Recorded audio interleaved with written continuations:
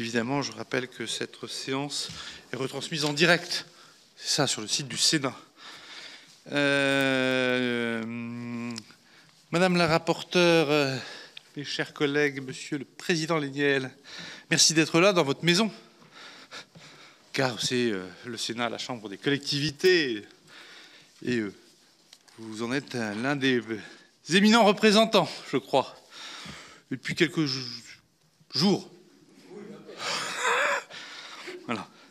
Mais j'ai mis un S à quelques. Donc cette mission, ben, vous l'avez, vous savez pourquoi on est là. Elle a commencé le 1er mars et son objectif est de rendre un rapport fin juin en coordination, je tiens à le dire, avec deux autres travaux du Sénat sur les collectivités, une mission de Gérard Larcher qui doit rendre un rapport vers la mi-juin, je crois. J'en suis même sûr. Et puis d'autres travaux de la délégation aux collectivités locales que vous connaissez bien, qui tenait un symposium la semaine dernière où évidemment le président Lisnard était invité et venu. Donc nous avons l'habitude de vous recevoir et c'est vraiment un plaisir. Simplement pour vous dire que cette mission a trois objectifs assez simples. Apprécier l'impact des décisions de l'État sur les finances locales, évidemment, mais savoir si c'est bien évalué en amont, est-ce qu'on a une vraie évaluation. Essayer d'objectiver la situation au-delà du sentiment. Il y a le sentiment d'insécurité, il y a aussi le sentiment de la norme d'État, de la même façon. Et enfin, évidemment, formuler des recommandations. C'est l'intérêt, parce que je crois que nous sommes à peu près législateurs, encore. Et donc, c'est quand même pas mal qu'on puisse faire des recommandations, voire des propositions législatives. Et donc, voilà ce que j'avais à vous dire en propos liminaire. Madame la rapporteure. Merci, Monsieur le Président. Monsieur le Président, Mesdames, Messieurs, donc, comme vient de vous le rappeler Monsieur le Président Bachere, il vous a évoqué les grands enjeux de notre mission et je l'en remercie. Donc, je tenais à vous dire, Monsieur le Président Léniel, que cette mission est née de la volonté de mon groupe, du Rassemblement démocratique et social européen. Donc, nous souhaitons en effet mener une réflexion sur l'impact concret des décisions budgétaires, des décisions réglementaires et budgétaires de l'État sur l'équilibre financier des collectivités locales. Ce sujet me tient à cœur et j'ai d'ailleurs interpellé le gouvernement lors d'une question d'actualité en novembre dernier. Pourquoi un tel sujet? Parce qu'il est au cœur des enjeux majeurs pour le Sénat, représentant constitutionnel des collectivités territoriales. Donc il y a plusieurs enjeux. Le premier, c'est l'évaluation des textes en amont. Nous l'avons vu avec l'audition de M. Lambert. Trop souvent, le gouvernement évalue mal, au moment de l'élaboration des textes, leur impact financier sur les collectivités territoriales. Les études d'impact sont souvent insuffisantes, pour ne pas dire bâclées certaines fois. La concertation préalable avec les élus est souvent trop limitée, mais quand elle a lieu déjà. Et en outre, le CNEN, doté de faibles moyens, est souvent saisi en urgence. Par contre, ne peut pas jouer pleinement son rôle. Ni lui, ni aucune autre autorité ne peuvent aujourd'hui contrôler l'objectivité et la sincérité des études d'impact. Nous serons donc très attentifs, Président, à votre point de vue. Le deuxième sujet, c'est l'analyse précise de la situation. Dans notre rapport, nous souhaitons, à partir d'exemples concrets et récents, souligner les charges, directes ou indirectes, que les décisions de l'État font peser sur les collectivités. Je pense en particulier aux petites communes dont les ressources techniques et financières sont limitées. Dans le cadre de cette mission, nous distinguerons les décisions réglementaires et les décisions budgétaires.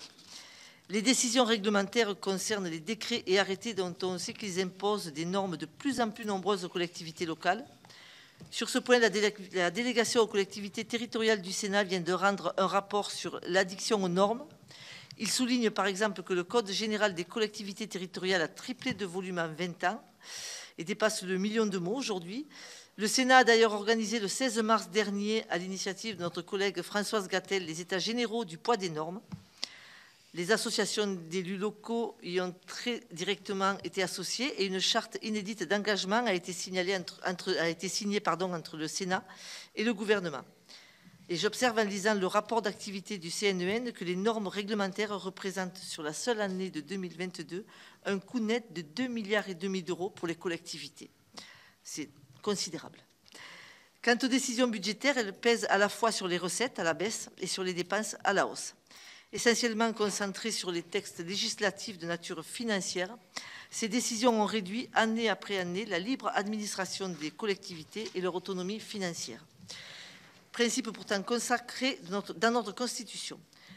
Nous sommes donc impatients de vous entendre sur ces sujets, d'autant que vous avez la double casquette, premier vice-président délégué de l'AMF et président du comité des finances locales. Vous avez été, Monsieur le Président, destinataire d'un questionnaire, donc je ne serai pas plus longue et je vous propose de vous céder la parole avec grand plaisir. Alors, juste, Monsieur le Président, faut bien effectivement, si vous pouvez à chaque fois distinguer dans vos propos, si vous y arrivez, mais c'est un propos évidemment un peu ironique de ma part, mais bien distinguer ce qui relève de l'AMF parfois et ce qui peut relever du président, du comité des finances locales. Parce qu'on peut avoir un point de vue de porte-parole d'un côté, de l'autre côté d'acteur. Donc n'hésitez pas à nous le dire, juste pour nous éclairer. Hein. Je sais que ça ne vous fera pas peur. Pas vraiment. Monsieur le Président, Madame la rapporteure, Mesdames, Messieurs les sénateurs, merci d'abord de votre invitation à cette audition. C'est toujours un grand moment que d'être auditionné. Ça me rappelle ma jeunesse. À la fois quand j'étais auditionné et puis ensuite quand dans ma carrière universitaire, j'étais de l'autre côté de la table. Mais votre mission est vaste.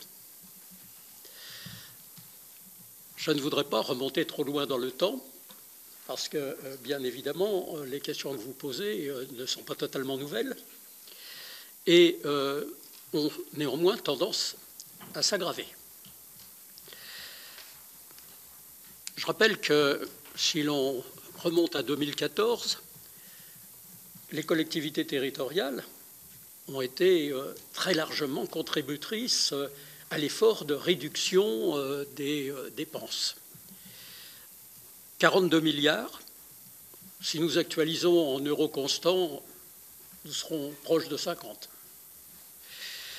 C'est donc tout à fait considérable, et c'est d'ailleurs pourquoi nous disons aussi bien au comité des finances locales qu'à l'AMF que nous avons largement fait notre part, puisque malgré cet effort de 50 milliards, on va parler en euros constants, nous n'avons pas eu le sentiment, quand nous regardons les comptes de l'État, que cela les ait améliorés notablement. Et donc ma première remarque sera d'être étonné que l'on puisse continuer à nous demander de participer financièrement au redressement des comptes publics, car personne ne l'a autant fait que les collectivités territoriales dans leur ensemble, pas seulement les communes, mais en tant que président du comité des finances locales, vous le savez, il y a toutes les strates de collectivités territoriales, et il y a même les parlementaires qui siègent, bien entendu, au comité des finances locales. C'est donc un lieu, j'allais dire, de grande recherche d'harmonie dans les positions qui sont prises lorsque nous sont soumis les textes financiers, puisque c'est d'ailleurs la seule vraie prérogative du comité des finances locales. Tout texte portant dépenses ou recettes des collectivités doit faire l'objet d'un examen par le CFL. Nous avons, derrière ce bilan global, quelques inquiétudes, et nous l'avons d'ailleurs dit récemment à la Première ministre et antérieurement à quelques ministres, parce que nos rencontres avec les membres du gouvernement sont évidemment très constante, et cela va de soi et c'est naturel. Quand on voit que le ministre de l'économie avait évoqué une revue des dépenses publiques, ce qui nous paraît tout à fait d'ailleurs naturel, mais qu'il l'avait formulé en disant « et notamment pour les collectivités territoriales », nous avons évidemment été conduits à lui rappeler que la libre administration des collectivités territoriales était un principe constitutionnel, que bien entendu cela se situait dans le cadre de la loi, mais que justement nous tenions à ce que ça soit respecté. Donc ça c'est pour les événements récents, mais en même temps avec un coup de rétro pour bien voir comment les choses ont évolué sur ces dernières années. Il y a tellement de sujets que, bon, je vais partir, j'allais dire, du dernier, de la dernière loi de finances, si vous le voulez bien. Parce qu'on a parfois le sentiment, ça va me donner aussi l'occasion de dire cela, qu'il y a des opérations de désinformation dont l'auteur se situerait, les auteurs, parce que je ne pense pas qu'il n'y en ait qu'un, se situerait à Bercy. On nous sort régulièrement des chiffres qui ne manquent pas d'étonner systématiquement les maires. C'est-à-dire que trop souvent, vous parliez de fiabilité de l'information. Je ne dis pas que les informations qui sont données ne sont pas viables, mais je vous donnerai d'ailleurs un exemple assez parlant d'ailleurs, puisque ce matin je présidais le CFL où nous avons eu 2 décrets, aucun n'a d'ailleurs été vivement approuvé, mais j'aurai l'occasion vraiment d'être in vivo, si vous me permettez cette expression, c'est-à-dire pas seulement dans la théorie, mais ce matin on a eu à délibérer sur 2 décrets, dont un qui n'est pas moindre, c'est le décret sur la CVAE. Bien. Bon, et un autre sur des exonérations supplémentaires de taxes foncières en matière d'amélioration de l'isolation, etc. Ce qui est tout à fait intéressant et important, mais dans les 2 cas, ce sont les collectivités qui sont mises, bien entendu, en difficulté financière. Donc je reviens au budget 2023. Il y a plusieurs faits marquants, bien entendu. Le premier, c'est la non-indexation de la dotation globale de fonctionnement. Ça a été une demande constante, je l'ai moi-même formulée auprès des ministres, puisque l'un de nos privilèges, entre guillemets, c'est d'être les premiers à recevoir les ministres lorsque la loi de finances est en œuvre. Et on lui avait indiqué que ça nous paraissait pour le moins étonnant de voir la manière dont les choses étaient traitées. La DGF, ce n'est pas une gratification, ce n'est pas une amabilité de la part de l'État, c'est un dû. Et donc un dû, si l'on veut qu'il soit honoré, doit l'être en euros constants. Pardon de revenir sur cette notion. Et quand on voit que alors on nous a dit, c'est extraordinaire, c'est là que je parle un peu de présentation fallacieuse, c'est extraordinaire car ça fait maintenant une 12aine d'années qu'il n'y a pas eu d'augmentation de la DGF. Ce qui est vrai. Ce qui est vrai. Sauf que derrière cette assertion, il faut comparer bien entendu la stabilité. Alors il y a eu des régressions de la DGF, j'ai d'ailleurs dit à l'époque ce que j'en pensais, bien que ce soit des gens qui m'étaient proches qui l'aient mise en œuvre, mais j'ai été très clair, et donc c'est l'avantage que j'ai, c'est que j'ai toujours tenu la même position, quelles que soient les majorités. Et la stabilité qu'on nous vantait sur le dernier quinquennat, je veux dire, quand vous avez moins de 1% d'inflation, la stabilité, même en macroéconomie, peut s'entendre. Même si, je le rappelle, on nous a dit stabilité chaque année, et il y avait plus de la moitié des collectivités qui voyaient régresser leur dotation globale de fonctionnement. On l'a dénoncé, bien entendu, on s'est exprimé sur le sujet de nombreuses reprises, mais c'était moins grave que d'avoir 1,76% cette année avec 7,1% d'inflation. 7,1, c'est le chiffre 2022, bien entendu. Il y a des estimations sur ce que sera le chiffre 2023, qui varie d'ailleurs de semaine en semaine, et on verra à la fin de l'année ce qu'il en sera. Mais en tout cas, sur 2022, où il n'y avait eu aucun rattrapage d'aucune nature, nous avons perdu en termes de pouvoir d'action, je préfère parler de pouvoir d'action que de pouvoir d'achat, en matière de pouvoir d'action, nous avons perdu 7,1% en macroéconomie, ce qui est indéniable. Et quand on nous dit, pour l'année à venir, que nous avons droit à 1,76%, alors que nous savons les uns et les autres que probablement, actuellement, elle navigue entre 5,5 et 6,2 suivant les semaines, l'inflation. Bon, espérons que ça restera autour de ces chiffres, mais personne ne peut le garantir. Ça veut dire qu'en tout état de cause, avec 1,76, nous aurions déjà dû avoir à éponger les 7,1, plus les 5 ou 6 qui seront les chiffres de l'année 2023, potentiellement, sauf miracle qui nous permet de trouver d'un seul coup une chute brutale de l'inflation, ce que nous appelons de nos voeux. Donc, je veux dire d'abord, premier point, c'est effectivement la DGF.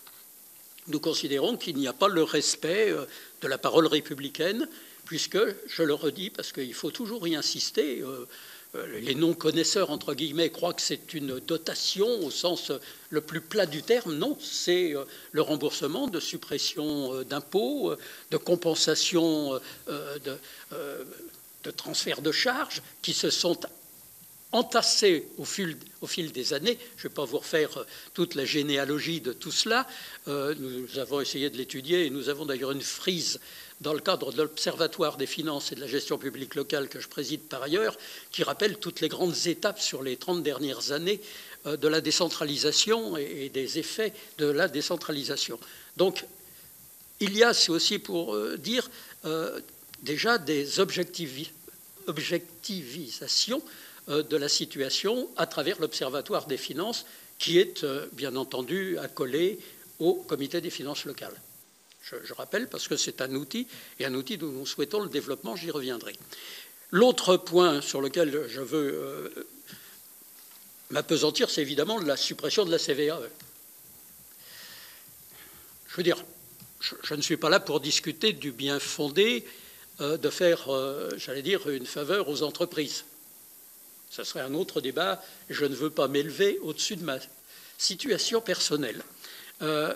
Par contre, ce qui peut engendrer critique de ma part, me semble-t-il, à bon escient, c'est que l'État, chaque fois qu'il veut faire un cadeau fiscal à une catégorie de la population, le fait avec l'argent des collectivités locales. Je rappelle, et ça pouvait s'entendre là aussi, la suppression de la taxe d'habitation, même si je pense qu'avoir des citoyens qui ne payent plus aucun impôt n'est pas sur le plan républicain de bonne manière. Mais bon, et puis maintenant c'est vers les entreprises que se tourne le gouvernement en disant on va vous faire une faveur. Très honnêtement, en tant qu'élu, je n'ai pas vu d'entreprise qui soit venue me dire que la CVAE était leur préoccupation majeure. Bien. Ça a été fait, sauf qu'on constate aujourd'hui que le remboursement n'est pas à l'euro près. C'est l'un des grands débats d'ailleurs de la matinée, puisque, je vous l'ai dit, on nous présentait ce matin le décret d'application. Je peux détailler, mais bon, quelques mots, parce que je ne veux pas être trop long, mais détailler. J'ai passé une partie de ma matinée là-dessus, donc j'ai tout ça frais à l'esprit. En définitive, on nous retire, je rappelle, et vous le savez tous évidemment, que la CVAE a déjà été payée à l'État, puisque c'est payé en 2022 pour être versé en 2023. Donc les chiffres sont précis, c'est 11,3 milliards, nous a-t-on répété ce matin. Bon, donc les chiffres sont censés être ceux qu'on nous a indiqués ce matin. C'est la DGFiP qui nous a donné ce chiffre. On le connaissait déjà un peu, alors pas à 100 millions près, parce que hein, c'est l'épaisseur du trait, disent les budgétaires. Mais là-dessus, on nous prend 600 millions pour la part dite dynamique, puisqu'il y a un socle autour de 10 milliards, je vais arrondir, il y a 600 millions pour la part dite dynamique, je reviendrai sur la manière dont il l'envisage, et puis ensuite il y a des ponctions, puisqu'on nous a ponctionné 500 millions qui est censé abonder le fonds vert, puisqu'on a annoncé le fonds vert à 2 milliards, mais déjà sur le 1,5 milliard, je rappelle qu'il y avait un certain nombre de fonds existants, en particulier le fonds Friche, mais aussi quelques autres, qui ont été recyclés dans le fonds vert, et on a ajouté, pour faire bonne mesure, 500 millions pris sur la CVAE. À cela, on a ajouté une autre ponction de 150 millions pour les SDIS. C'était tout à fait utile. Après les grands incendies qu'on a connus l'été dernier, il avait été d'ailleurs dit qu'il fallait vraiment renforcer les investissements dans ce domaine. Mais c'était l'État qui disait qu'il faut un grand plan national. Et nous sommes très surpris, évidemment, qu'une nouvelle fois, le grand plan national soit financé sur des ponctions de crédit qui auraient dû revenir aux collectivités territoriales. Ce n'est pas la seule fois. Je me souviens une année, quand il y a eu la tempête sur Saint-Martin, l'État a dit « solidarité nationale ». Il faut, bien entendu, qu'on vienne en aide à Saint-Martin. Et tout le monde, la main sur le cœur, était de cet avis, moi le premier. Sauf jusqu'au moment où on a découvert que les 50 millions pour la reconstruction de Saint-Martin étaient pris sur la DGF. Je me permets de vous rappeler ça. Bien, je vais pas vous raconter toutes les anecdotes, mais quand... Oui, mais là, vous risqueriez d'y passer. Bon, volontiers, aucun souci. Bon, non, mais quand vous me dites la sincérité des démarches financières de l'État, à travers ces quelques exemples, certains plus anciens, d'autres tout récents, je veux dire, on peut quand même se poser quelques questions sur la sincérité. Alors, je répète, on nous a mis ça. Par exemple, ce matin, on nous a dit, mais vous inquiétez pas, vous avez tout en ce qui concerne la CVAE, puisque vous avez les 10 milliards du socle, les 600 millions de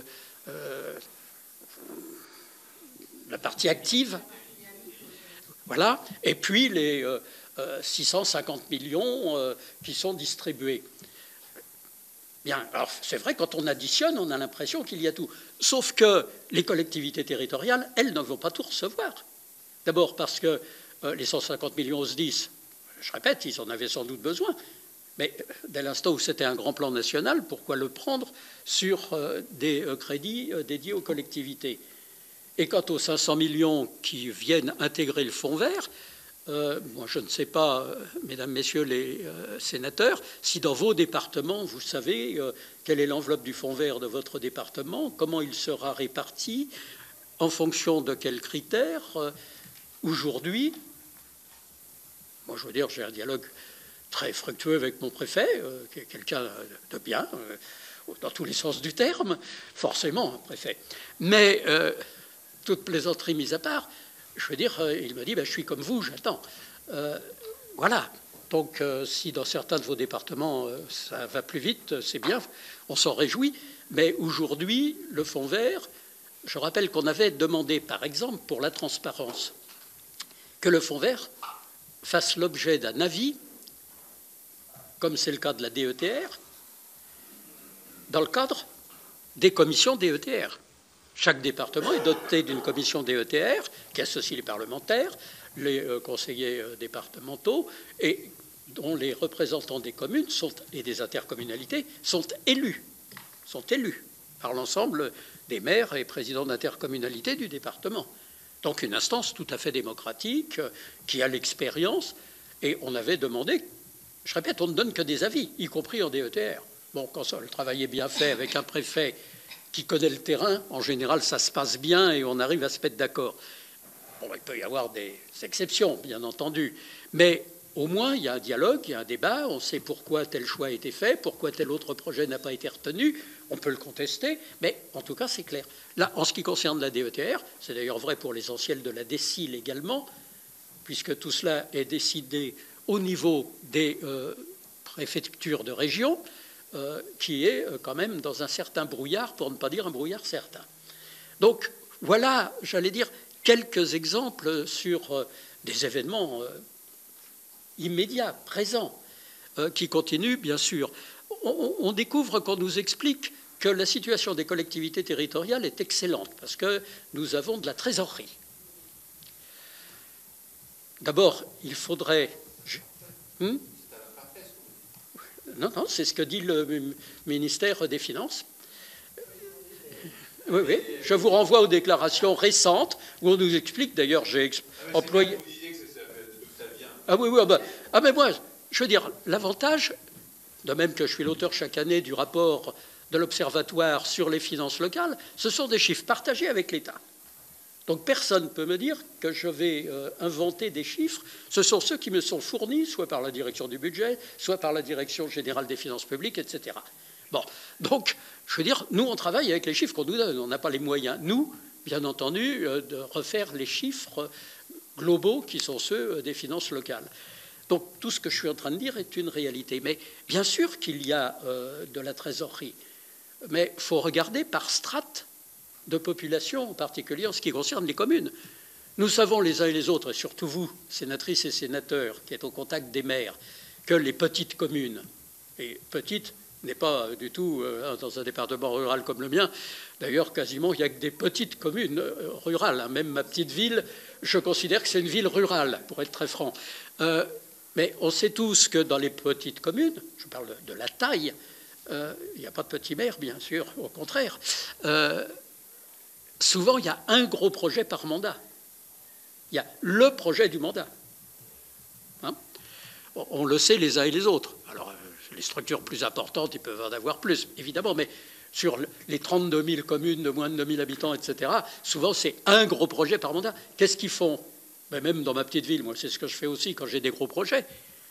Ben, je préfinance. Sinon, je n'arrive pas à monter le financement pour un projet relativement important. Au niveau de ma ville, c'est les projets au-dessus d'1 million, mais pour une petite commune, c'est souvent 100 000 euros ou 200 000 euros. Bon, et donc, s'ils ne font pas du préfinancement, donc je veux dire, ça n'a strictement aucun sens. Strictement aucun sens. J'ajouterai à cela que dans les temps que nous connaissons, il y a aussi de l'épargne de précaution. Et ça ne paraît pas totalement incongru d'avoir cette épargne de précaution quand on voit les mouvements erratiques des dépenses de nos collectivités territoriales. Et bien entendu, nous sommes frappés de plein fouet par l'inflation. Je ne vais pas vous le redire parce que je suppose que vous l'entendrez de toutes parts, mais je suis prêt à répondre. Et puis, comme je veux plutôt répondre, je ne vais pas être beaucoup plus long dans mon introduction. Simplement dire, les deux sujets de ce matin, la CVAE, je veux dire, bien entendu, le décret était l'application de la loi. Mais comme il n'y a pas eu autour de la table qui que ce soit pour dire que c'était une bonne réforme. Et les différentes familles politiques sont représentées au sein du CFL, comme vous le savez toutes et tous. Bien. Donc, on a voté massivement une abstention, parce que le décret en lui-même n'était pas fautif. Il appliquait la loi. Et puis il y en a un qui, lui, a décidé de voter contre. Ce qui fait que, résultat, c'est le contre qui l'a emporté, avec une seule voix. Bon, mais enfin, ça ne change rien, puisque ça n'est qu'un avis, je le rappelle. Donc, c'est pas dramatique. Mais enfin, ça fait quand même mauvais genre, d'avoir un avis sur des sujets aussi importants. Et quant à l'autre décret, là, par contre, ça a été unanimité sur l'abstention, parce que l'objectif, qui était de lutter contre les passoires thermiques, je ne connais pas beaucoup d'entre nous qui puissent considérer que ça n'est pas un bon objectif. Mais quand on nous dit que ça va allonger de 5 ans, voire de 10 ans, les exonérations de taxes foncières, et qu'on sait que les exonérations de taxes foncières sont remboursées à peine à hauteur de 20% de ce qu'elles devraient être pour les collectivités territoriales, on ne peut pas accepter là aussi que chaque fois que l'État fait un cadeau, là en termes de taxes foncières, ça soit bien entendu avec les ressources des collectivités territoriales pour l'essentiel. En gros, c'est 80% à la charge des collectivités et 20% à la charge de la compensation par l'État. Donc, nous sommes en permanence, voilà, je vais m'arrêter là dans les exemples, mais c'est simplement pour dire, aujourd'hui, c'est devenu, et le rapport de mon ami Alain Lambert est tout à fait clair dans le domaine. Je viens d'ailleurs moi-même d'intégrer le CNEN, mais je n'y ai pas encore siégé, donc je parle surtout, oui, non, c'est surtout du boulot supplémentaire, si vous voulez tout savoir. J'ai le génie pour avoir des postes totalement bénévoles. Ce qui est le cas à l'AMF, au CFL, au CNEN, je ne vais pas ajouter, parce qu'il y en a d'autres. Bon, donc, je veux dire, c'est vrai que ça devient totalement ingérable. Totalement ingérable. Quand vous ajoutez à cela l'inflation, bon, ma modeste ville, il faut que je trouve 1 500 000. J'ai une impasse d'1 500 000 et ma communauté de communes 1 900 000. Ah ben, j'ai pas eu de chance. Moi, j'étais obligé de renégocier mes tarifs d'électricité pour le 1er janvier. Ceux qui ont eu la chance de ne pas avoir à renégocier les tarifs énergétiques, évidemment, pour l'instant, n'ont que les actualisations, j'allais dire, au fil de l'eau. Mais pour le gaz, que je n'ai quand même pas encore renégocié, puisque ça va venir en cours d'année 2024, c'est quand même sur l'année 2022 plus de 35% d'augmentation. Aujourd'hui, c'est ça. Et on continue à nous expliquer que nous sommes vraiment très à l'aise et qu'on ne voit pas pourquoi les collectivités territoriales se plaignent. Il y en a qui ont employé le mot de pleureuse en ce qui concerne les élus locaux. C'est très triste, des pleureuses par nature, mais je ne pense pas que ça soit du tout l'objet. Je crains malheureusement que la réalité soit une réalité objective qui rend de plus en plus difficile, et cela se traduit, l'exercice du mandat de maire, et cela se traduit par un nombre sans précédent de démissions, alors pas seulement de maires, mais aussi d'adjoints, d'élus communaux, municipaux, c'est de l'ordre, nous dit-on sur le terrain, on va essayer d'objectiver, parce que là aussi on ne nous donne pas vraiment tous les chiffres, mais il semblerait que le nombre de démissions à date équivalente, c'est-à-dire à mi-mandat, puisque nous sommes pile à mi-mandat. Il y a 3 ans avait lieu le premier tour des élections municipales. Exactement. Et nous étions d'ailleurs, pour ceux qui avaient un deuxième tour, cloîtrés. Voilà. Donc, je veux dire, c'est vraiment une situation très préoccupante parce qu'il y a à la fois ce manque de clarté dans l'approche, y compris ce matin, quand j'ai demandé si c'était une exonération ou un dégrèvement. Il a fallu un certain temps et beaucoup de concertation entre les représentants de l'État pour me dire d'une petite voix exonération. Or, exonération, tout le monde connaît la différence, c'est que c'est très très mal compensé, c'est ce que je disais précédemment, alors qu'évidemment dégrèvement fait une obligation à l'État de compenser. Bon, mais ça n'avait pas été vraiment clairement dit, il a fallu que je pose la question pour éclaircir pour nos collègues présents, soit directement, soit aux visioconférences, la réalité de la situation. Voilà, je m'arrête, c'est pour donner quelques exemples, illustrer le propos. J'ai déjà été trop long dans mon introduction. Pas du tout. Au contraire, c'était particulièrement intéressant et puis vraiment plus qu'inspiré par l'actualité, vu que c'est tout frais, sorti du four ce matin. Je confirme. De la réflexion du CFL. Je vais laisser tout de suite la parole à Madame la rapporteure et puis je vais prendre les interventions. J'aurai moi-même quelques questions. Merci, Président. C'était extrêmement intéressant et tellement criant de vérité et des exemples très, très parlants. Quand tout à l'heure, vous parliez des finances des petites collectivités, des petites communes qui sont sur les entrées, pas du tout, parce que je vais vous donner un exemple. Hier, je recevais un maire d'une petite commune de 950 habitants qui avait déjà mis en place, loué un local qu'il avait aménagé pour une boulangerie. Ça marchait très très bien puisqu'il avait agrandi, il avait fait des pizzas. Et puis il s'avère qu'avec la crise énergétique, de 800 €, il est passé à 8 000 € par mois. Et il ne sait plus comment il ne peut pas s'en sortir. Et le maire est venu me voir assez désespéré, me disant on ne peut pas accepter que cette boulangerie ferme. Qu'est-ce que je vais faire? Qu'est-ce que je peux faire? Je voudrais faire des panneaux photovoltaïques, mais il me faut monter le dossier, il me faut des financements. Donc voilà, c'est toujours le même problème. Et aujourd'hui, pour arriver à 80% de financement, c'est très très compliqué partout, mais sur les petites communes aussi. Voilà. Donc c'est un exemple parmi d'autres, mais voilà. Merci. Merci. Moi, j'aurais juste une question. Donc, les dotations sont devenues un outil donc permanent, permettant la fixation par la loi de finances du volume global des concours financiers de l'État aux collectivités territoriales. Fonctionnement qui, on le sait, manque de prévisibilité et de lisibilité. Seriez-vous favorable à une nouvelle clé de répartition des impôts nationaux, stable sur plusieurs exercices et gage d'une meilleure anticipation pour les exécutifs locaux, par exemple? Voilà. Je ne sais pas si vous voulez prendre question. On va d'abord rapport. Comme vous voulez, c'est vous qui me dites. Alors moi, je suis sur la commission des finances. Donc la commission des finances, on répond d'abord au rapporteur général, donc Madame la rapporteure, et puis après les questions seront ouvertes. C'est bien. C'est de tradition. Non. C'est une maison de tradition et je m'incline forcément devant ces traditions.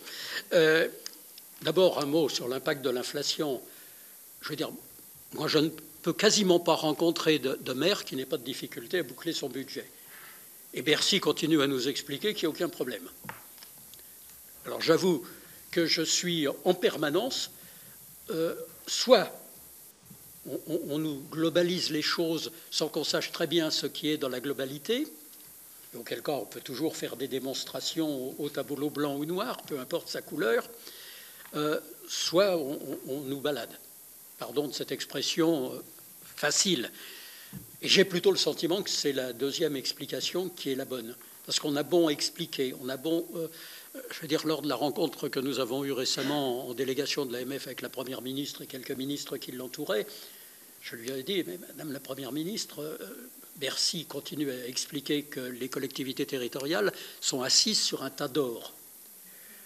D'abord, c'est très inconfortable, je suppose, mais surtout, comment peut-on dire des choses comme ça?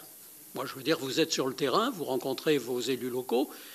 Est-ce qu'il y en a qui vous disent, et tant mieux, il doit bien y en avoir sur les 35 000, 34 000 et quelques, qui disent, tout va bien. Bon, je ne vais pas statistiquement dire que ça n'est pas possible, mais je ne sais pas si vous en rencontrez beaucoup. D'ailleurs, ça m'intéresserait que vous me disiez, mais si, dans mon département, l'immense majorité des maires n'a pas de difficulté à boucler son budget. Bon, moi j'ai un peu d'expérience, vous rappeliez que je suis tombé du dernier wagon, mais je veux dire, jamais je n'ai connu une situation équivalente, jamais. Je veux dire, il y avait des années plus difficiles que d'autres. Là, ce n'est pas une année difficile, c'est quasiment une année impossible. Or, nous le ferons quand même, puisque nous sommes tenus à l'équilibre. Donc nous le ferons, mais avec quelle réduction des services publics locaux? C'est ça la question. Moi, je veux dire, j'ai fermé ma piscine, j'ai fermé ma patinoire ces dernières semaines, parce que je n'ai eu les résultats de mon appel d'offres qu'en janvier. Mais j'ai pris immédiatement un certain nombre de mesures. Je vais dire, mais ce sont des fermetures provisoires, j'espère bien pouvoir réouvrir, mais il faut d'abord que je sois capable d'équilibrer mes budgets, puisque je préside aussi la communauté et de la ville. Or, aujourd'hui, je ne sais pas le faire. Et comme nous avons de moins en moins, et je viens à votre question que je n'ai pas oubliée sur les impôts nationaux, comme nous avons de moins en moins de maîtrise des impôts, je veux dire, forcément, on nous dit, oh, ça va cogner, je reprends les expressions qu'on entend, sur la taxe foncière. Mais attendez, sur quoi voulez-vous qu'on ajuste nos budgets, puisque c'est maintenant le seul impôt sur lequel on peut ajuster. Alors, il y a un peu de CFE, il y a un peu, mais enfin, massivement, c'est le foncier. On n'a pas d'autres possibilités. Et c'est pour ça que moi, je ne suis pas favorable aux impôts nationaux pour les collectivités territoriales. L'AMF non plus, d'ailleurs, quand je dis moi, pardon de cette appropriation d'une idée collective. Ce que nous souhaitons, c'est que chaque niveau de collectivité, c'est-à-dire commune, bien sûr, département et région, ait un impôt. Et nous sommes pour l'universalité de l'impôt. C'est-à-dire que nous sommes pour que tout citoyen paye l'impôt. Ça peut être 10 € pour les plus en difficulté. Ça pourrait être l'euro symbolique même, ce n'est pas la question. Bien, mais je veux dire, être citoyen, c'est aussi participer. Et malheureusement, plus on déconnecte les citoyens et maintenant les entreprises de l'impôt local, plus on a affaire à des gens qui peuvent tout réclamer, puisqu'on ne peut pas leur dire ensuite, d'accord, mais est-ce que tu es prêt à ce que tes impôts augmentent? Avant, c'était un argument qu'on avait de bon droit, en disant, écoute, oui, mais ça va coûter ça. Est-ce que si je programme une augmentation d'impôts, de la taxe d'habitation, du foncier, peu importe, tu es d'accord dès l'instant où la finalité, c'est ce que tu me proposes? Ça permettait un dialogue républicain. Là, aujourd'hui, on peut tout nous réclamer, puisque la plupart ne payent plus du tout. Bien. Donc non, nous ne sommes pas pour des impôts nationaux, de même qu'on nous explique qu'évidemment la TVA, c'est une manne absolument fabuleuse. Et ce matin, le représentant de la DGFiP a eu une phrase, mais ce n'était pas volontaire, en disant, vous comprenez, ça vous garantit pour quasiment l'éternité des ressources évolutives. J'ai simplement rappelé gentiment que l'éternité s'appelait l'annualité budgétaire, ce qui fait une éternité quand même très courte. Merci, Monsieur le Président. On va passer aux questions des uns et des autres. Olivier Hennaut et puis Isabelle Briquès se préparent. Merci, Monsieur le Président. Monsieur le Président, votre exposé était très clair et je vous en remercie, notamment sur l'état des finances des collectivités. Vous avez partiellement abordé cette question, mais je voudrais que vous puissiez aller un peu plus loin sur la question de l'autonomie fiscale des collectivités territoriales. Vous êtes un peu, enfin tout au moins vous étiez au cœur de la réflexion, un des pères de la décentralisation, au fond, en 1982. Et donc, quelle est votre vision? Est-ce que vous avez une idée sur la part d'autonomie fiscale pour qu'il y ait une véritable décentralisation? Et deuxièmement, est-ce que, au fond, à partir du moment où l'autonomie fiscale est à ce point réduit, évidemment maintenant je ne suis plus maire, moi, avec le non-cumul, mais à l'époque, lorsque j'ai été élu maire en 2001, il y avait l'ATH, il y avait évidemment la taxe professionnelle encore, elle n'avait pas été transférée à l'Interco ou à la métropole, il y avait le foncier bâti, il y avait l'ATH, aujourd'hui déjà il n'y a plus que le foncier bâti, il y a foncier non bâti, mais dans des communes un peu urbaines c'est très peu. Bon. Donc est-ce qu'il peut encore y avoir une décentralisation de projet à partir du moment où l'autonomie fiscale est aussi faible? Et donc est-ce que derrière les démissions nombreuses que vous avez évoquées et dont on a des chiffres aussi, il n'y a pas aussi cette idée que, pour reprendre une expression qui a déjà été exprimée, c'est beaucoup moins intéressant pour les élus locaux si on est dans une décentralisation d'exécution plutôt que dans une décentralisation de projet. Je vous remercie. Isabelle Briquet. Merci, Président. Donc, Monsieur le Président Léniel, quelques petites questions. La première, c'est j'aimerais bien avoir votre avis, puisqu'on a beaucoup parlé de normes, et puis c'est le but de cette mission, sur votre vision sur les normes contradictoires. On a tous une expérience de maire, et moi je me suis beaucoup frotté la tête, pour pas dire plus, entre les normes nous imposant les normes de sécurité et les normes d'accessibilité. Je trouve qu'à un moment, si je faisais la sécurité, je ne pouvais pas faire l'accessibilité, et inversement. Donc au bout d'un moment, on a les fils qui se touchent. Donc voilà, ça c'est un premier point, mais issu de mon expérience personnelle, là, il y a des moments, ça a été compliqué. C'était soit l'un, soit l'autre, mais les deux en même temps, moi, il y a des endroits où je n'ai pas su faire. Et vous l'avez dit tout à l'heure, c'est sur un point complètement différent, sur la fâcheuse tendance de l'État de faire financer ces annonces par les collectivités. On a vu l'ATH, la CVAE, vous avez parlé du SDIS aussi tout à l'heure. Tout ceci, ce sont des annonces que financent les collectivités. Et ça revient à la question de l'autonomie financière des collectivités. Et quand on voit le dernier rapport de la Cour des comptes, sur lequel nous allons débattre demain après-midi, et où certains d'entre nous vont d'ailleurs intervenir, où on peut partager certains constats émis par la Cour, mais où il est aussi avancé la nécessaire diminution du nombre de communes, faisant état de son nombre trop important, du nombre trop important de ces collectivités dans notre beau pays.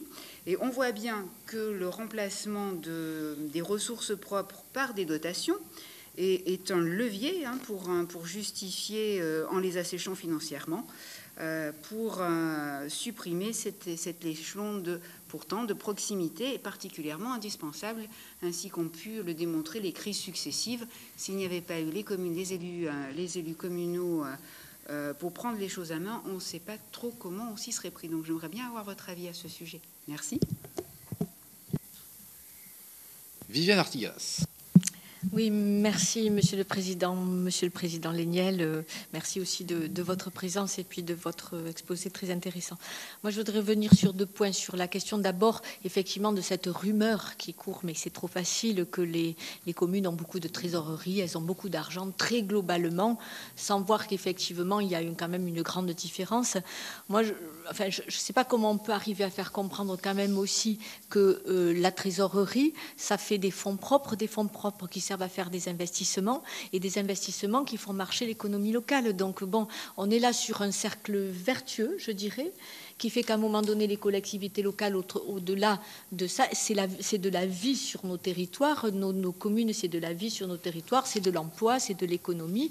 Chaque fois qu'il y a des crises dans les finances locales, eh bien, on voit les fédérations du bâtiment qui viennent nous voir en nous disant mais nous, on va passer une année. On sait bien que la commande publique est quand même un des éléments importants qui fait vivre nos entreprises. Ça, c'est le premier point. Comment faut-il faire pour arriver à faire comprendre ça à nos ministres? Et ça rejoint la question qu'effectivement, chaque petite commune est utile sur ce sujet. Et on a l'impression, je rejoins un petit peu Isabelle, en disant on a quand même l'impression que toutes ces normes, parfois, et peut-être que je suis un peu trop paranoïaque, mais que ces normes et ces contraintes budgétaires se sont faites pour mettre volontairement en difficulté les communes pour effectivement réduire leur nombre et diminuer leurs possibilités d'action. La deuxième, c'est sur comment pourrait-on faire, parce qu'à un moment donné, dans les transferts de charges, on évalue toujours pas avec les CLECT, que ce soit dans les transferts de charges à l'intercommunalité, mais que ce soit aussi les transferts de charges de l'État aux collectivités lors de différentes lois de décentralisation. On évalue le coût de la compétence à un temps T. Or, on sait très bien que dans le temps, cette compétence, le coût de la compétence, par exemple, je pense la compétence scolaire pour les régions, les collèges ou les communes, ou parfois les intercommunalités maintenant, entre le moment où on a pris la compétence et le temps T d'aujourd'hui, la compétence, elle a parfois doublé financièrement ou triplé ou voire même multiplié par 10. Comment et on nous dit, bien, c'est la loi, c'est la décentralisation, donc vous financez ça sur l'impôt local. Sauf que maintenant, nous n'avons plus d'impôt local. Donc cette augmentation progressive de transfert de compétences de l'État vers les régions qui ont lieu il y a un moment, comment vaudrait-il faire? Bon, je sais qu'il y a on travaille à l'AMF un petit peu sur ce sujet, avec l'idée d'un moment donné d'avoir une clause de revoyure pour revoir un petit peu. Alors c'est un petit peu la même chose pour l'inflation, mais c'est plutôt là sur, effectivement, à cause de l'inflation ou aussi à cause d'autre chose, une compétence, la compétence scolaire, par exemple, avec les agents publics le point d'indice, ça augmente là par des décisions de l'État. Donc, comment faudrait-il faire pour qu'il y ait des clauses de revoyure à des moments sur ces questions-là d'augmentation du coût du transfert de compétences de l'État, alors qu'il nous supprime notre fiscalité dynamique. Merci Viviane. Alors j'ai rajouté quelques questions, mais qui sont du même ordre finalement. En résumant, c'est est-ce que vous êtes pour une indexation ou pour une clause de revoyure, ce qui n'est pas tout à fait la même chose. Mais est-ce que c'est une indexation automatique, par exemple, ou une clause de revoyure? Premier niveau de question. Deuxième niveau de question, c'est félicitations pour votre, et ça m'avait échappé, j'ai honte, pour votre nomination au CNEN. Le président du CNEN, Alain Lambert, nous a dit qu'on pourrait réfléchir à l'intégration du CNEN dans le CFL. Qu'en pensez-vous? Par ailleurs, dans les compétences de la CNEN comme du CFL, tout ça est très consultatif aujourd'hui. Faut-il passer à autre chose que le consultatif? Et c'est un peu un consultatif ex ante, comme pour le Conseil d'État, si vous voulez, quand vous avez présenté un texte en Conseil des ministres, ou est-ce qu'il faut, voilà, c'est une fois que la loi est passée, on vous informe simplement que ça va passer. Donc, est-ce que c'est une information finalement, ou une vraie consultation, ou un pouvoir de dire non, peut-être une objection potentielle, peut-être aussi des suggestions d'amendement avant que ça passe en CFL. C'est un autre niveau de question. Troisième niveau de question, c'est sur les tarifs. Parce que nous avons effectivement les impôts locaux, et ça on a bien vu qu'on n'en avait plus. Et une des façons d'équilibrer, vous venez de le dire, Monsieur le Président, c'est évidemment la taxe foncière, vu qu'il ne reste plus que ça, avec toujours une liaison des taux derrière, hein, ce qui peut être un sujet. Est-ce que vous êtes pour la déliaison des taux pour donner un peu de liberté, même s'il n'y en a plus beaucoup des impôts, mais enfin la déliaison, ça reste quand même important pour plein de choses, la THRS, etc. La déliaison des taux, mais vous avez aussi sur les compétences non obligatoires, vous faites payer votre compte ou pas, c'est une décision, votre piscine, elle est gratuite ou il y a un ticket modérateur, on va dire cela comme cela. Est-ce que ce n'est pas aussi le risque de l'inflation fait porter sur les collectivités, sur toutes les compétences optionnelles par les tarifs? Donc, est-ce que finalement la norme d'État, elle est aujourd'hui, nous n'avons plus la main sur les recettes et sur les dépenses, c'est la norme qui arrive?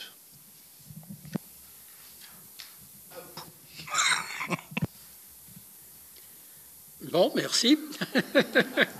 J'espère que j'oublierai rien, mais vous me rappelez à l'ordre, parce que j'ai pris quelques notes, mais il y avait énormément, évidemment, de questions et de sujets dans vos différentes interventions. Il y a une question qui est revenue à plusieurs reprises, ou un mot, mais qui est toute une question, c'est le mot autonomie. Je rappelle qu'il y a deux sujets en ce qui concerne l'autonomie. On pourrait en imaginer d'autres, mais dans le débat qui est le nôtre, c'est l'autonomie financière d'un côté, l'autonomie fiscale de l'autre. Ce sont deux choses différentes parce que tout cela, je rappelle qu'aujourd'hui, là je vais faire mon ex-prof de droit, aujourd'hui dans la Constitution, il n'y a que l'autonomie financière, qui a été en plus totalement détournée de son sujet par la loi organique.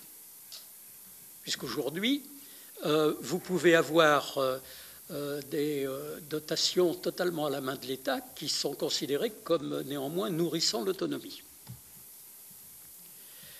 Ce qui n'était pas, j'allais dire, l'idée des constituants qui avaient introduit cette notion dans la Constitution. Je me permets de rappeler ça.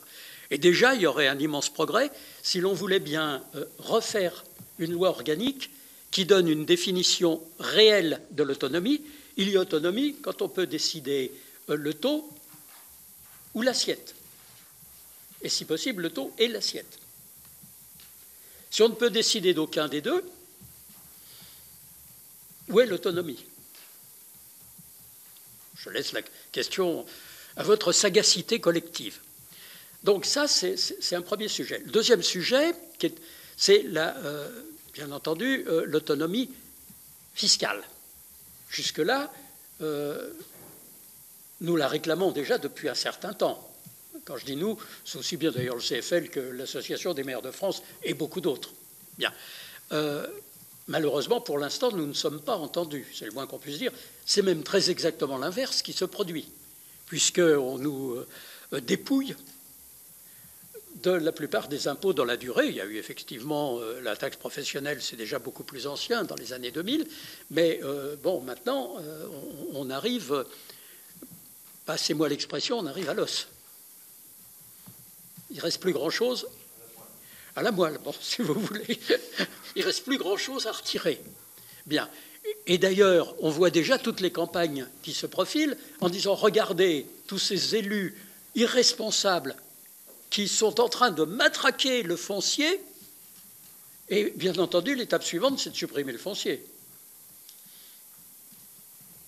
Dans l'esprit de certains. Pas dans le mien. Mais dans l'esprit de certains, on le voit bien. Ça se profile. Et certains, ça peut être bien entendu certains groupes de pression de propriétaires immobiliers. Ils sont dans leur rôle de dire des choses. Bien, je ne critique absolument pas leur liberté de parole. Mais quand c'est aussi du côté des institutions qu'on entend le même refrain, là, ça devient beaucoup plus inquiétant. Donc, je veux dire, là aussi, ce que nous réclamons, nous, c'est que l'autonomie fiscale soit introduite aux côtés de l'autonomie financière dans la Constitution. On nous parle, n'est-ce pas, on nous parlait il y a quelque temps de réforme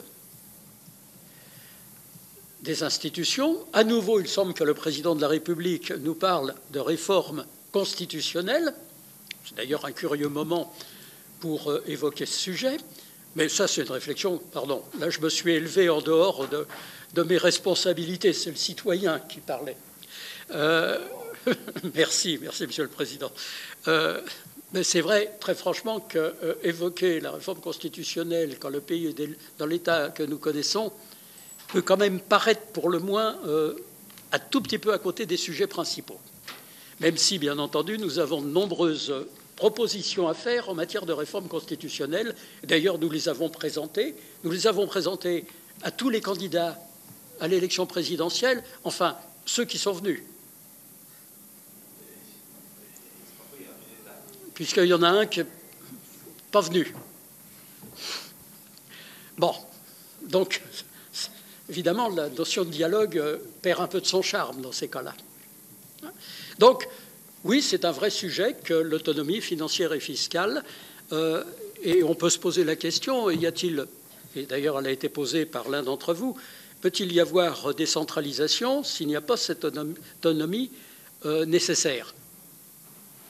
J'ai tendance à considérer que la dépendance aux dotations est en réalité la forme la plus vicieuse de tutelle.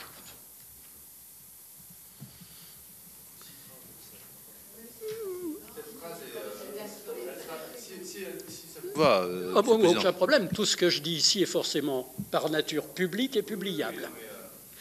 En général, je pèse mes mots. Ça m'a valu par le passé quelques déboires parce que j'ai eu quelques formules célèbres, détournées d'ailleurs de leur objet, parce que sinon ça ne serait pas drôle. Type des phrases célèbres. Voilà. Mais bon, c'est déjà bien d'en avoir une. Au moins. Au moins. Bon. Mais pour revenir au sujet, toutes plaisanteries mises à part, bien entendu, tout cela pose de vraies questions. Et je ne crois pas que tu sois, pardon, Madame la sénatrice, que vous soyez paranoïaque quand vous subodorez qu'un certain nombre de choses puissent conduire certains à penser qu'il y a trop de communes et que la commune elle-même, d'ailleurs, est-elle encore nécessaire. Bien entendu, vous l'aurez compris, ce n'est pas du tout notre position, mais je sais bien. Mais c'est tout le charme de la Cour des comptes. Là, je suis très prudent dans mes propos. Tout le charme de la Cour des comptes. C'est-à-dire que c'est une grande institution, mais qui parfois se regarde dans le miroir plutôt que dans l'avenir. Et l'idée qu'il y aurait trop de communes en France est une erreur fondamentale. Aujourd'hui, quel est le grand mot de notre société? C'est le sentiment de beaucoup de nos concitoyens d'être déclassés. Et souvent, leur premier recours, mais aussi parfois leur dernier espoir, c'est le maire, la commune.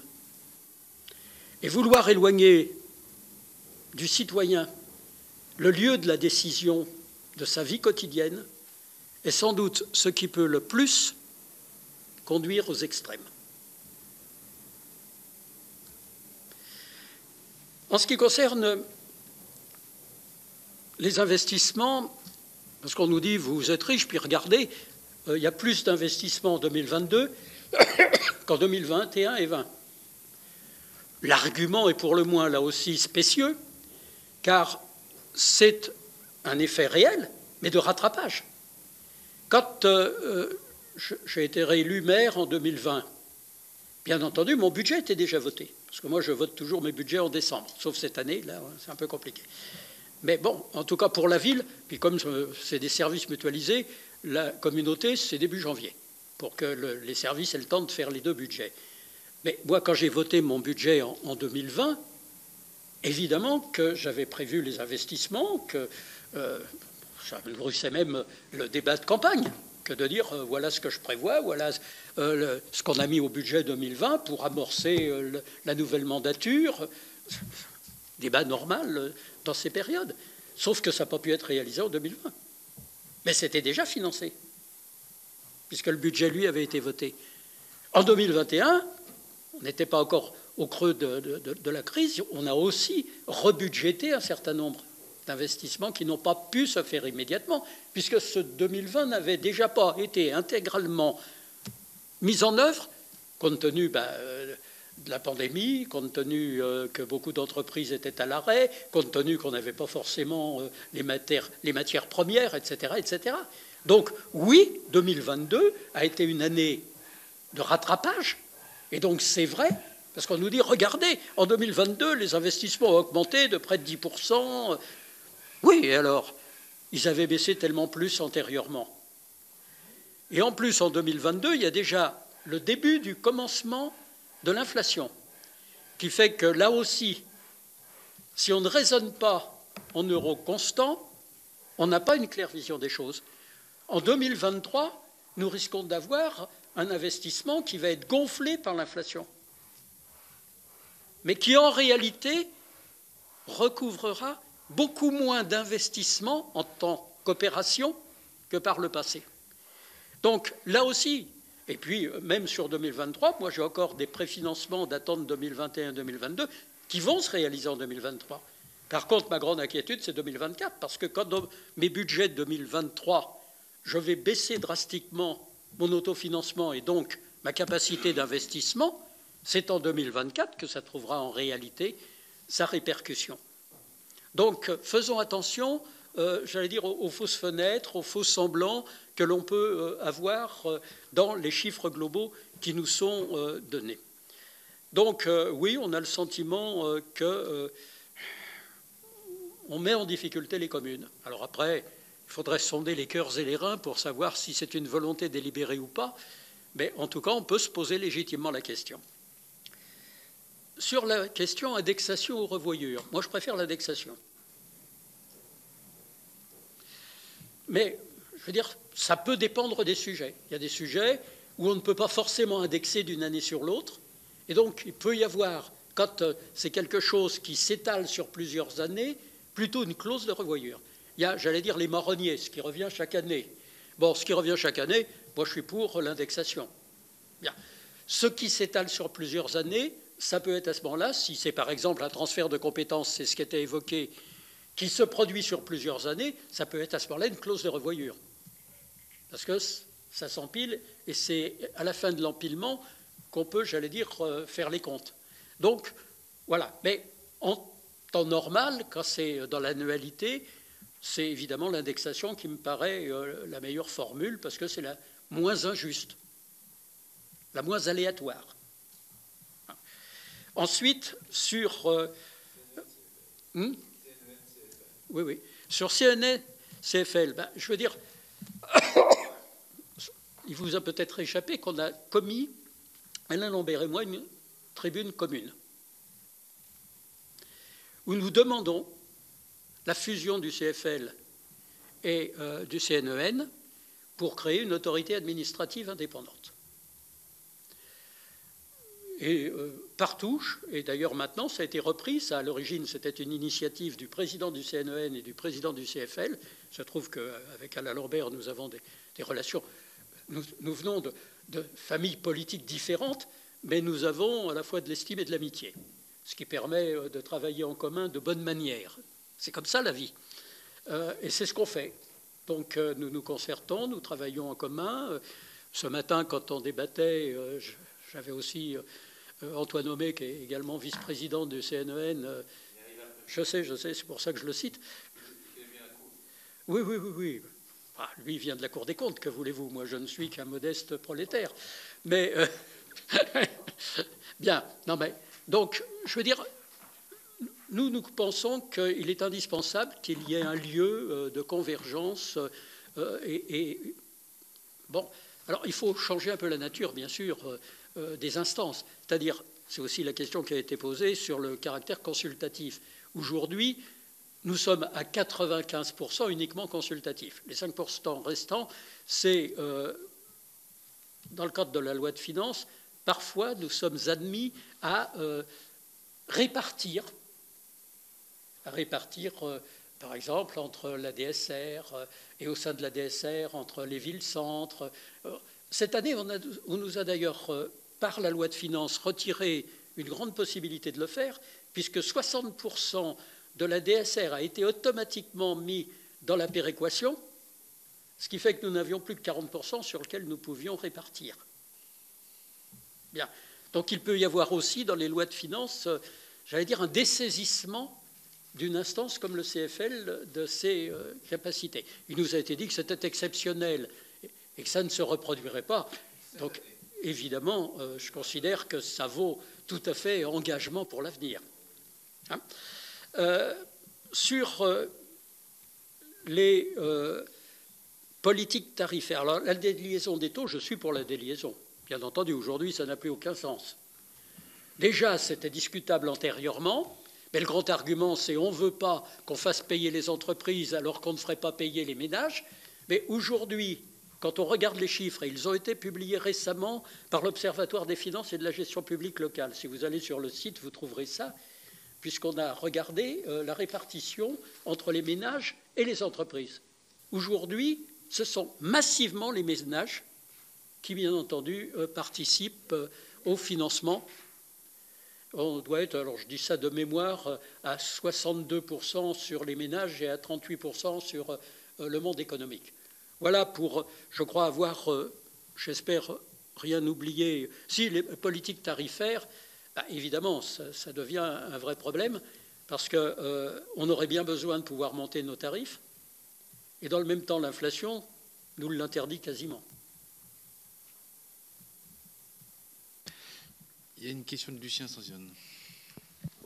Je vous inviterai à répondre. Président Léniel, juste deux petites questions.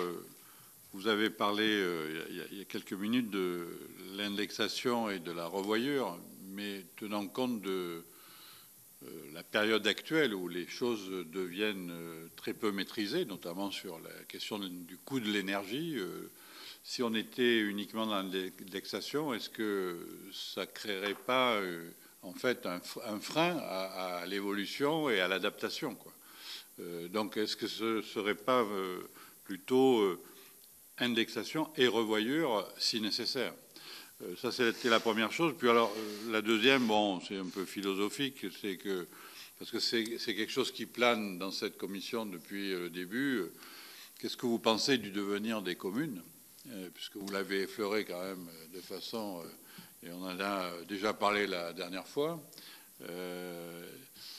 Qu'est-ce que vous pensez de l'intention je dirais, de l'État dans ce domaine-là, surtout quand on regarde dans le rétroviseur où on s'aperçoit que petit à petit on rogne tout ce qui concerne les compétences des communes, et vous l'avez décrit, et quel est votre point de vue en termes de prospective sur ce thème-là? Alors d'abord sur l'énergie... Et vous avez 5 minutes. Bon, moi, je peux faire en moins. Non, mais au plus, c'est pour ne pas faire attendre mais, la cour après vous. Tout à fait. En ce qui concerne l'énergie, nous réclamons le tarif réglementé pour toutes les collectivités. Je me permets de rappeler ça. D'ailleurs, ça viendra de votre assemblée prochainement, si je suis bien informé. Oui, je peux vous le confirmer. Ça serait curieux d'ailleurs que ce soit moi qui confirme quelque chose ici. C'est une boutade et seulement. Mais effectivement, ça viendra le 6 avril devant votre assemblée. Et j'ai d'ailleurs rappelé à Madame la Première ministre que ces filets de sécurité étaient des filets dont les mailles étaient tellement larges qu'elles n'attrapaient pas grand-chose, et que, bien entendu, il n'y aurait plus besoin de ces oripeaux si le tarif réglementé était mis en œuvre, comme cela a été déjà voté par l'Assemblée nationale. Bien. Elle a modérément souri à mon propos, mais ce n'était pas l'objet. Ce n'était pas l'objet, en tout cas. Bien. Mais c'est un sujet essentiel, par contre. Le tarif réglementé, je veux dire, c'est le seul moyen universel, parce que sinon, après, on bricole des choses. Moi, je vais vous dire, honnêtement, je ne sais pas si ma ville sera éligible ni pour 2022, ni pour 2023. Et pareil pour ma communauté. J'ai posé la question à ma direction départementale des finances publiques, qui a été hors d'état de me répondre. Bien. Je l'ai d'ailleurs dit au CFL, aux représentants, puisqu'on a évidemment un représentant de chacune des grandes directions donc de la DGFiP. Je dis, mais comment vous m'expliquez qu'on ne puisse pas me répondre si j'entre dans le cadre ou pas? Elle m'a dit, ça, il faut que je vois. Bon, donc on verra. Mais aujourd'hui, donc plutôt qu'au début, on nous avait annoncé, je vous rappelle, parce qu'on nous parle de transparence, donc là, un dernier exemple, on nous avait annoncé qu'il y aurait 22 000 communes qui bénéficieraient en 2022 du filet de sécurité. Pas moi qui ai donné les chiffres, c'est à l'époque, comment il s'appelle déjà, monsieur du... Oh, j'ai du mal à me souvenir de son nom. Oui, ça doit être du SOT, je crois. Bon, c'est comme ça des passages où ma mémoire n'est pas tout à fait fidèle, elle.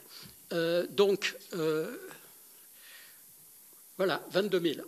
Aujourd'hui, il y en a 4 000 qui ont demandé à bénéficier d'avance et on nous dit que certains devraient les rembourser. Bon, d'ailleurs pour ça que moi, j'ai rien demandé, parce que si c'est pour me le faire rembourser, ça va encore accroître ma difficulté. Bon, dernier point, mon cher Lucien, pardon, monsieur le sénateur, le devenir des communes, moi j'y crois. J'y crois envers et contre tout. J'y crois parce que celui qui voudrait s'attaquer à la suppression des communes, vous allez me pardonner cette référence à l'actualité, mais ce qu'on connaît actuellement serait de la petite bière à côté de ce qui se produirait sur le terrain si demain on disait à nos concitoyens qu'ils n'ont plus de mairie dans laquelle ils vont pouvoir aller pour dire les difficultés qui sont celles de leur quotidien.